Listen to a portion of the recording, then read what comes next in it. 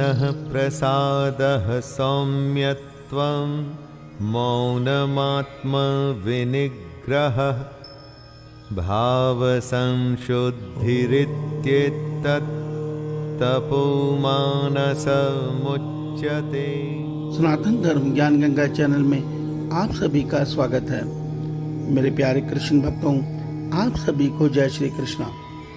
मेरे प्यारे कृष्ण भक्तों, सनातन धर्म ज्ञान गंगा चैनल की आज की वीडियो में हम लोग श्रीमद् भगवद गीता के अध्याय 17 के श्लोक 16 को भगवान श्री कृष्ण जी की कृपा से सरल रूप में सुनने और समझने का प्रयास करेंगे। जय श्री कृष्णा। मेरे प्यारे कृष्ण भक्तों, श्रीमद् भगवद गीता के अध्याय 17 के श्लोक 14, 15 और 16 में भगवान श्री कृष्ण जी ने आज कलयुग में जो मनुष्य रजस और तमस गुण की गहराई में फंसकर केवल विषय भोग को ही अपना लक्ष्य बनाकर जीवन जी रहे हैं, उनका लक्ष्य केवल शरीर का सुख, परिवार का सुख और संसार में उन्नति पाना ही रह गया है। उन मनुष्यों को उन गुणों से निकालकर, रजस और तमस गुण से निकालकर किस प्रकार वो सात्विक गुण में पहुंचकर सच्ची अध्यात्म यात्रा अर्थात सच्ची भक्ति या सच्चा ज्ञान योग का मार्ग तय करना आरंभ कर सकते हैं, वो उपाय बताए हैं। भगवान श्रीमद् भगवद गीता के अध्याय 17 के श्लोक 14 में कहते हैं कि मनुष्य को 3 प्रकार के तप करने पड़ेंगे। जो पहला तप शरीर से किया जाता है और दूसरा तप वाणी से किया जाता है, और आज के श्लोक में भगवान कहते हैं तीसरे प्रकार का जो तप है वो मनुष्य को अपने मन से करना चाहिए। भगवान कहते हैं कि ऐसे मनुष्य को प्रयास के द्वारा अपने मन का निग्रह करते हुए, निग्रह का अर्थ होता है ये मन विषयों के पीछे भागता है, मनुष्य को अपने मन को विषयों से हटाकर बार बार अपने परमात्मा के श्री चरणों में प्रेम पूर्वक लगाना चाहिए, निस्वार्थ भाव से लगाना चाहिए और सदैव मन को संसार के चिंतन से हटाकर अपने श्री भगवान के चरणों में लगाने का प्रयास करना चाहिए। और इसके लिए श्री भगवान बता रहे हैं कि मनुष्य के मन में पवित्रता अति आवश्यक है। जब तक मन पवित्र नहीं होगा तब तक वो परमात्मा के श्री चरणों में कभी भी नहीं लग सकता। और मन को पवित्र करने के लिए हमें सदैव अब श्री भगवान के नाम का सुमिरन मन ही मन में करना चाहिए, इससे मन पवित्र होता है। मेरे प्यारे कृष्ण भक्तों, इस प्रकार मन की प्रसन्नता बढ़ती है, मन में शांत भाव आता है और भगवत चिंतन में मन लगना आरंभ हो जाता है। इस प्रकार के भक्ति को मन संबंधी तप कहा जाता है।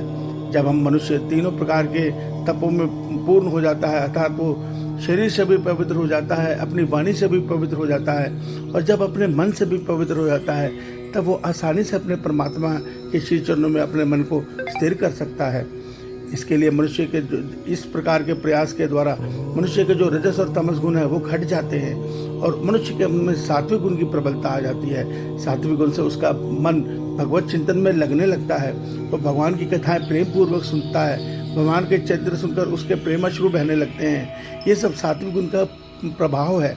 मगर ये जो सुख है सात्विक सुख का, ये भी सदैव के लिए नहीं है। जब सात्विक गुण प्रबल होता है तभी और आनंद मनुष्य अनुभव कर सकता है।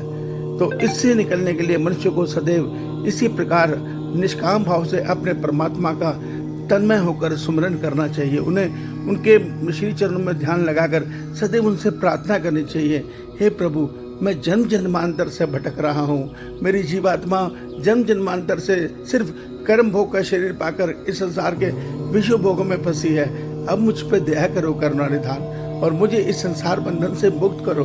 मुझे अपनी प्रेममयी भक्ति दे दो, जिससे मैं आपके प्रेम में भक्ति करते हुए मैं आपके श्री चरणों में प्रेम पा सकूं और आने वाले जन्मों में मुझे कर्म भोग का नहीं, कर्म योग का शरीर देकर केवल अपने प्रेम में भक्ति दो।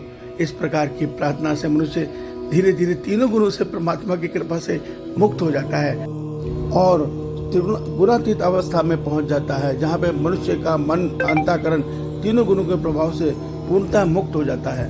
और ऐसा मनुष्य आसानी से सदैव अपने परमात्मा के प्रेम रस के आनंद में सदैव के लिए स्थिर हो जाता है।